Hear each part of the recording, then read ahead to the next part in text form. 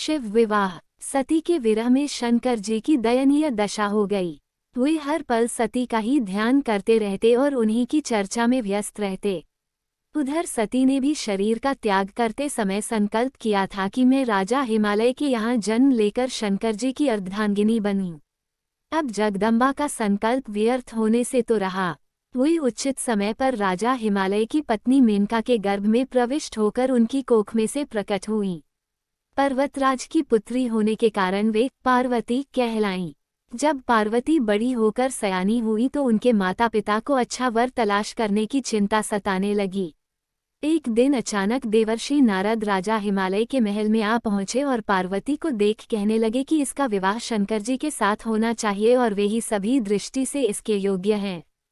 पार्वती के माता पिता के आनंद का यह जानकर ठिकाना न रहा कि साक्षात जगन्माता सती ही उनके यहाँ प्रकट हुई हैं। वे मन ही मन भाग्य को सराहने लगे। एक दिन अचानक भगवान शंकर सती के विरह में घूमते घूमते उसी प्रदेश में जा पहुँचे और पास ही के स्थान गंगावतरण में तपस्या करने लगे। जब हिमालय को इसकी जानकारी मिली तो वे पार्वती को लेकर शिवजी के पास गए। वहां राजा ने शिवजी से विनम्रतापूर्वक अपनी पुत्री को सेवा में ग्रहण करने की प्रार्थना की। शिवजी ने पहले तो आनाकानी की, किंतु पार्वती की भक्ति देखकर वे उनका आग्रह न टाल न सके। शिवजी से अनुमति मिलने के बाद तो पार्वती प्रतिदिन अपनी सखियों को साथ ले उनकी सेवा करने लगीं। पार्वती हमेशा इस बात का सदा ध्यान रखती थीं कि शिवजी को किसी भी प्रकार का कष्ट न हो। वे हमेशा उनके चरण धोकर चरणोदक ग्रहण करती और षोडशोपचार से पूजा करती।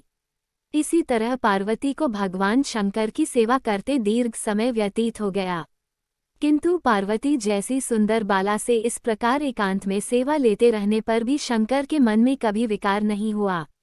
वे सदा अपनी समाधि में ही निश्चल रहते। उधर देवताओं को तारक नाम का असुर बड़ा त्रास देने लगा।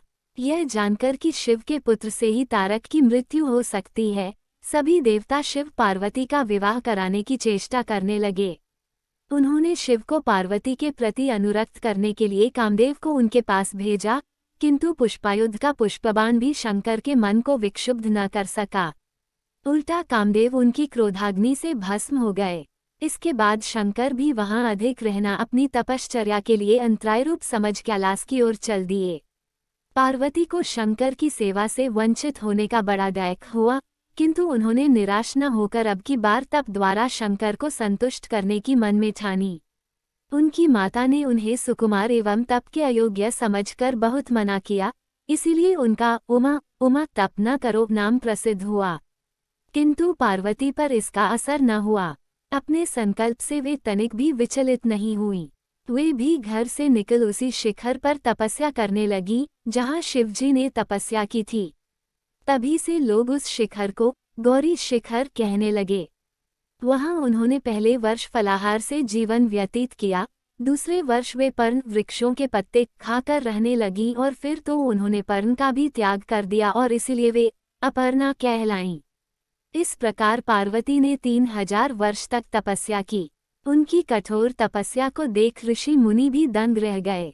अंत में भगवान आशुतोष का आसन हिला। उन्होंने पार्वती की परीक्षा के लिए पहले सप्तर्षियों को भेजा और पीछे स्वयं वटुवेश धारण कर पार्वती की परीक्षा के निमित्त प्रस्थान किया। जब इन्होंने सब प्रकार से जांच परख कर देख लिया कि पार्वती की उनमें अविचल निष्ठा है, तब तो वे अपने को अधिक देर तक न छिपा सके। वे तुरंत अपने असली रूप में पार्वती के सामने प्रकट हो गए और उन्हें पाणिग्रहण का वरदान देकर अंतर्धान हो गए। पार्वती अपने तप को पूर्ण होते देख घर लौट आईं और अपने माता पिता से सारा वृतांत कह सुनाया। अपनी दुलारी पुत्री की कठोर तपस्या को फलीभूत होता देखकर माता पिता के आनंद का ठिकाना नहीं रहा।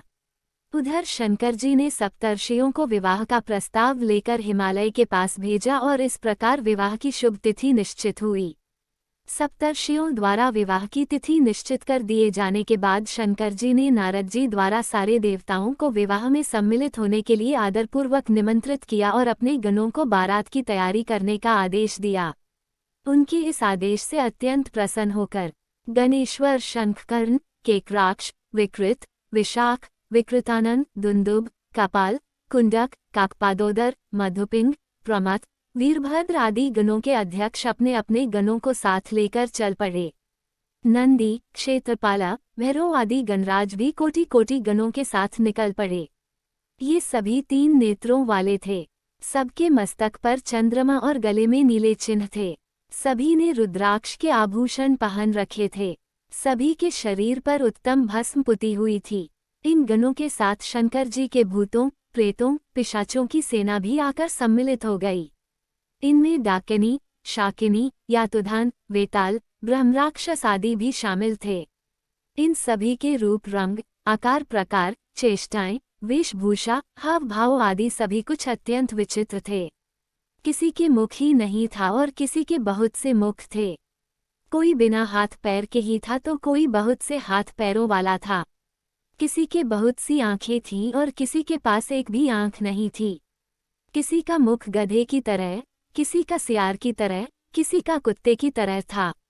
उन सबने अपने अंगों में ताज़ा खून लगा रखा था। कोई अत्यंत पवित्र और कोई अत्यंत विभत्स तथा अपवित्र गणवेश धारण किए हुए था। उनके आभूषण बड़े ही डरावने थे। उन्होंने हाथ में नर कपाल ले रखा था।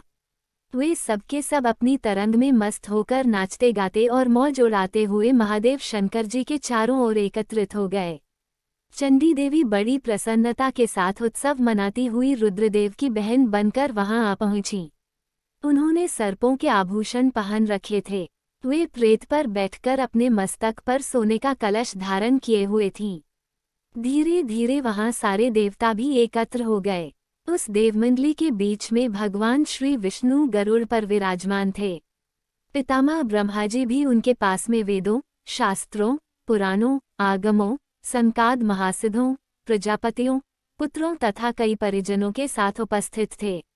देवराज इंद्र भी कई आभूषण पहन अपने ऐरावत गज पर बैठ वहां पहुंचे थे। सभी प्रमुख ऋषि भी वहां आ गए थे। तुम्बुरु, नारद, हाहा और हुहु आदि श्रेष्ठ गंधर्व तथा किन्नर भी शिवजी की बारात की शोभा बढ़ाने के लिए वहां पहुंच गए थे। इनके साथ ही सभी जगन माताएं, देवकन्याएं, देवियां तथा पवित्र देवांगनाएं भी वहां आ गई थीं। इन सभी के वहां मिलने के बाद भगवान शंकर जी अपने स्फुटिक जैसे उज्ज्वल, सुंदर वृषभ पर सवार हुए। दूल्हे के वेश में शिवजी की शोभा निराली ही छटक रही थी। इस दिव्य और विचित्र बारात के प्रस्थान के समय डमरुओं की डम डम, शंखों के गंभीर नाद, ऋषियों महर्षियों के मंत्रोच्चार, यक्षों, किन्नरों, गंधर्वों के सरस गायन और देवांगनाओं के मनमोहक नृत्य और मंगल गीतों की गूंज से तीनों लोक परिव्याप्त हो उठे।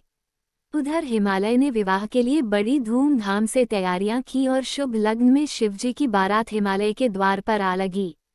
पहले तो शिवजी का विकट रूप तथा उनकी भूत प्रेतों की सेना को देखकर मैना बहुत डर गईं और उन्हें अपनी कन्या का पाणिग्रहण कराने में आनाकानी करने लगीं। पीछे से जब उन्होंने शंकर जी का करोड़ों कामदेवों को ले जाने वाला 16 वर्ष की अवस्था का परम लावण्यमय रूप देखा तो वे देह गेह की सुधि भूल गईं और शंकर पर अपनी कन्या के साथ ही साथ अपनी आत्मा को भी न्योछावर कर दिया। हर गौरी का विवाह आनंदपूर्वक संपन्न हुआ। हिमाचल ने कन्यादान दिया। विष्णु भगवान तथा अन्यान्य देव और देवरमणियों ने नाना प्रकार के उपहार भेंट किए। ब्रह्माजी ने वेदोक्त रीति से विवाह करवाया। सब लोग अमित उत्साह से भरे अपने अपने स्थानों को लौट गए। चैनल को सब्सक्राइब करें और वीडियो को लाइक करके जाएं।